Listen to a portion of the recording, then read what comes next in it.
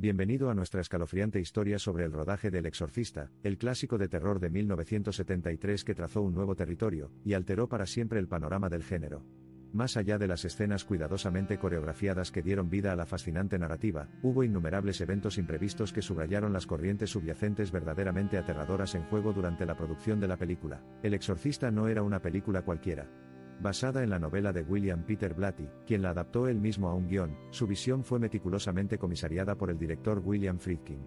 Con el objetivo de lograr un nivel incomparable de autenticidad, Friedkin se esforzó por producir una película que evocara un terror genuino, y que exigiera un esfuerzo formidable que el elenco y el equipo estuvieran listos para emprender. Un elemento central de este laborioso proceso fue la búsqueda exhaustiva de casting. Los cineastas buscaban actores que no solo pudieran ofrecer actuaciones de dinamita, sino que también poseyeran la resiliencia emocional necesaria para soportar las tensiones físicas y mentales necesarias para encarnar sus respectivos papeles. Un ejemplo notable fue Linda Blair, la actriz adolescente en ciernes que interpretaría a la horriblemente poseída Regan McNeil. La carga emocional del papel fue extrema, pero fue el aspecto físico, incluido el extenuante proceso de maquillaje, lo que afectó sin precedentes a Blair durante el rodaje. Sin embargo, Blair no fue el único que resistió un juicio de Hollywood con fuego mientras filmaba El Exorcista a Jason Miller, quien interpretó al comprensivo padre Carras. También se le puso a prueba su resistencia cuando se produjo un feroz incendio en su casa apenas 2 días antes de que comenzara el rodaje. Sucesos tan espeluznantes se acumularon a medida que comenzaron las producciones, alimentando un aura de inquietud cada vez más evidente. Parecía que la energía malévola de la historia se estaba filtrando en el tejido de la realidad, uniendo los dos mundos con un efecto desgarrador. El diseño mismo del decorado también jugó un papel decisivo a la hora de amplificar el factor miedo. Los interiores fueron elaborados con precisión anatómica y los minuciosos detalles no pasaron desapercibidos, incluso para aquellos que no participaron directamente en la película. Los trabajadores de la construcción y el personal administrativo reportaron una serie irrazonable de accidentes que ocurrieron solo los días que se encontraban en el ambiente violento del set. Las heridas parecían al azar e inexplicablemente atacadas. Después de enterarse de los incidentes que enfrentó el equipo durante la producción de la película, William Peter Blatty, el autor de la novela original, visitó el set. Estaba horrorizado por los sucesos y creía firmemente que el espíritu de Pazuzu, el personaje demonio de su libro, estaba manifestando su presencia. El director de la película, William Friedkin, indiferente a estos aparentes signos de una catástrofe inminente, se centró en enriquecer la representación del conflicto espiritual a un nivel inimaginable de verosimilitud. Esta búsqueda decidida de la perfección provocó su propia perdición. Con el avance del rodaje, los problemas no hicieron más que aumentar. El equipo comenzó a funcionar mal con una frecuencia alarmante. No había ninguna razón sustancial detrás de estas fallas. La verdad irrefutable se alojó en la psique del equipo. El espíritu de Pazuzu supuestamente estaba saboteando la producción. Las cosas se intensificaron cuando Ellen Burstyn, quien interpretó a la madre de su hija poseída por Cristo, fue tan tirada durante un truco que sufrió lesiones permanentes en la columna. Friedkin descartó el incidente por considerarlo necesario para el realismo que buscaba. Más allá del estrato físico, El Exorcista echó raíces profundamente en las órbitas emocionales de su elenco. Muchos temían constantemente, no la narrativa ficticia sino las apariciones de la vida real que habían asediado la producción. La línea entre el carrete y el real se desdibujó hasta convertirse en un espectáculo horrible. Con la finalización de la fase inicial de rodaje, comenzó la verdadera batalla. Las maquinaciones maníacas que se habían apoderado del elenco, y el equipo comenzaron a infiltrarse en sus vidas personales, lo que provocó una serie de incidentes desgarradores, algunos de los cuales rayaban en lo sobrenatural. Jack McGowran, que interpretó el personaje del director Burke Dennings, fue encontrado muerto en circunstancias misteriosas en su apartamento poco después de finalizar el rodaje de su papel. El médico declaró que se debía a causas naturales, pero el elenco creyó lo contrario. Aparecieron figuras borrosas en los negativos desarrollados de las filmaciones, los sonidos de palmaditas y olfateos quedaron atrapados en las grabaciones de audio, y un chisporoteo estático hostil invadió los dispositivos de monitoreo. Sin embargo, nunca se capturó ninguna imagen tangible de la malevolencia en germinación más allá del ámbito de la duda. Sin embargo, un incidente atestiguó la infiltración subliminal de la película. Paul Bateson, quien interpretó el papel de radiólogo en las escenas del hospital, fue declarado culpable de múltiples asesinatos poco después del estreno de la película. El exorcista había devorado profundamente su psique, llevándolo a cometer actos abominables, afirmó. Los aterradores incidentes se volvieron tan críticos que comenzaron a afectar el comportamiento personal de los miembros de la tripulación. Graves corrientes subyacentes de desesperación, enfermedad, sufrimiento, sensación de fatalidad y una sensación escalofriante de ser monitoreados sin cesar habían tomado control absoluto sobre sus vidas personales y su bienestar psicológico. Cada miembro del equipo fue víctima de una siniestra desgracia hasta que los cortes finales de la película fueron sometidos a una liturgia de miedo que había adquirido dimensiones sin precedentes. Se formó un vórtice de caos que se tragó el carrete y la realidad por completo. Los incidentes aumentaron y el hijo del camarógrafo jefe fue secuestrado. Parecía sacado directamente de un guión de terror, y las ondas de terror destrozaron todo el set.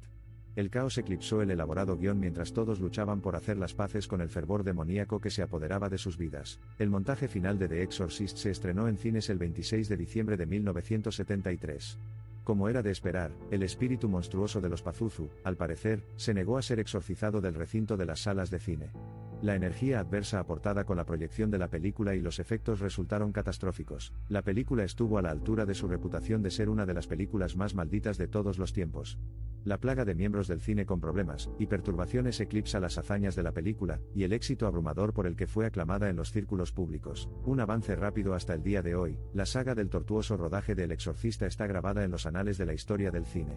La película supuestamente maldita que desafió las leyes de la realidad, y palpitó con una vida propia ferviente logró superar su tumultuoso pasado para reinar sin oposición dentro del panteón de los clásicos del cine. Pero es difícil relacionarse con El Exorcista únicamente como una obra de ficción o como un marcador histórico dentro de la industria cinematográfica.